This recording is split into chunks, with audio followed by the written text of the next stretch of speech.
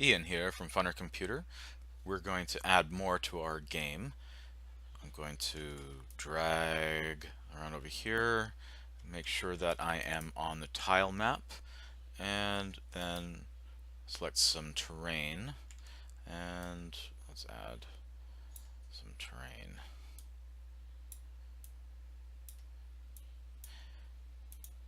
And this is the fun part. So if you have a piece of terrain that you don't actually want, you can go over here to the eraser and then click on it, and that will delete it as well. Alright, so now I'm going to add some more, move this box around, and let's do some more terrain here. Okay, now I have created a couple of jumps that can't be made. There are gaps here, and you can't jump up here. So we need something else, and luckily we have just the thing. Click on my everything else layer, and I'll scroll down on the left till I get to moving tile. So I'll select this moving tile, and let's put this one right here, and let's put another one up here. Okay, now notice that these tiles go on the everything else layer. Very important that you have that selected when you add the moving tiles. Everything else was on the tile map. Okay, no grid lines when I add these. Now how do I get them to move? Well, if you look over here, there is an X and Y with numbers after it. And the more I go to the left, the lower the X value goes. In fact, if I go all the way over to this corner, drag this up, the X goes to 0, and then negative values when I go off the canvas here. If I go up, the Y value gets less until that goes off the canvas. The upper left hand corner is 0, 0, and it's hard to get exactly 0, 0, but that's the idea. If I were to drag this all the way to the lower right, then the X, if you look up here again, the X goes all the way up to 28 something, and the Y to 28 something. That is the size of the entire canvas.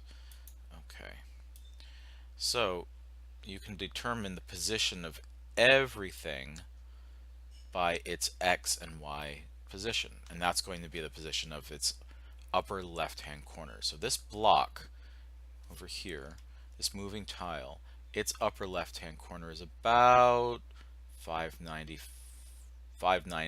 959, 675. So it's about 960, 675.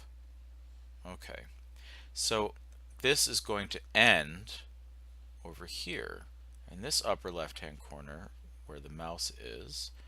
That's about 770, and I'm going to write this down, 770, and it's about 675 on the Y. Alright, so now if I right click on this, go to edit instance properties, look at this, end location. So I can select this and do my 770. Good thing I wrote it down. And that's not a 675. Okay, and then close. And that should move. Let's do the same over here. So for this, in the upper left hand corner, it's about 1245 on the X, and it's about 195 on the Y.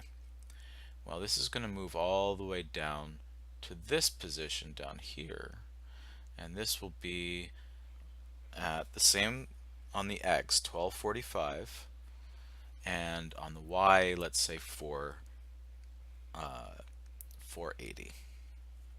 Okay, so I wrote those down. Okay, right click on this, edit instance properties, end location. We'll write those down, 1245 and 480. Okay, close, and let's play and see what it does. Here we go, the snowman, jump, and we made it. And look, there's a moving tile. It's going back and forth, and I can walk on it and jump up here. And here's another one that's going up and down vertically. Yay, but now, bonk. Luckily, there's a platform underneath me, just in case that happens. So getting back up is a little hard, but it's possible. There we go. And now I'm on top. I make sure I don't get squished underneath. And I'm up to the top platform. Fantastic. But I'm not done yet. What if I wanted this vertical platform to be triggered by a switch? So here's a switch over here, and I'm going to put that here. Now, how do I make this switch turn this moving platform on and off? Well, there's a way, of course. So if I right click on the switch and I go to edit instance properties, there's a move in tile tag over here, and this says move in tile, but I can name this anything I want. I can name it cheeseburger, doesn't matter. But I'm going to copy that text, whatever I have named it, and then I will close that. And here I can right click, edit instance properties, and here's my tag. It says moving tile. Now if I paste cheeseburger into it, this tag now has this moving tile has the same tag as referenced in the switch. And I can set the active to false. Now, let's see what happens.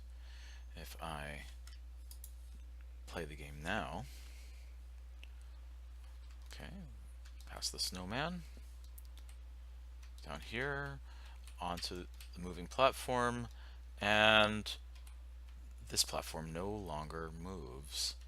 But there is a switch here. If I hit the space bar, the switch, and look, it starts moving. So I can jump up,